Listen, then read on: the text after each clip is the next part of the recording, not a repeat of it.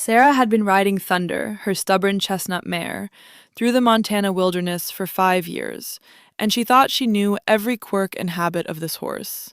But nothing prepared her for what happened that foggy October morning when they approached the old wooden bridge over Eagle Creek. Thunder had crossed this same bridge dozens of times without hesitation, but today she stopped dead in her tracks, 20 feet away, planted her hooves in the dirt, and refused to move forward, no matter how much Sarah urged her on. At first, Sarah was frustrated, as they were already running late to meet the trail group on the other side, and Thunder was being unusually defiant, pinning her ears back and shaking her head violently every time Sarah tried to guide her toward the bridge. Sarah tried everything: gentle encouragement, firm commands, even dismounting and trying to lead Thunder by the reins, but the horse backed away with wild eyes, snorting and stomping, as if the bridge itself was a mortal threat. Other riders in Sarah's group started arriving behind her, and one impatient rider named Marcus decided to go around them, confidently trotting his horse onto the bridge, saying,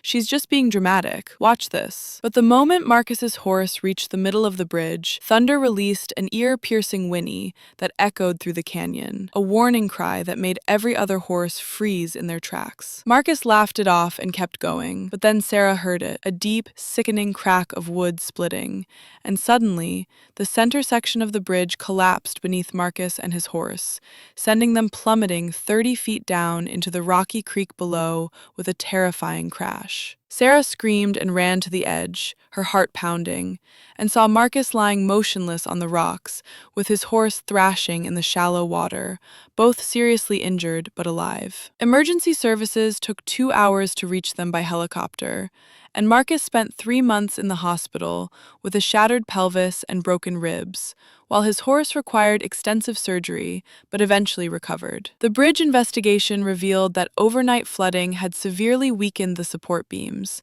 damage that was completely invisible from the surface, but detectable by weight and vibration, something Thunder had somehow sensed through her hooves when she approached. But here's the incredible part. After the bridge was rebuilt 6 months later, with steel reinforcements and passed every safety inspection, Sarah nervously approached it with Thunder, expecting the same resistance. But this time, Thunder walked across it calmly and confidently, without a single hesitation, as if she knew exactly when it was safe and when it wasn't. Thunder hadn't been stubborn or dramatic that day. She had felt the structural instability through vibrations in the ground that humans couldn't detect.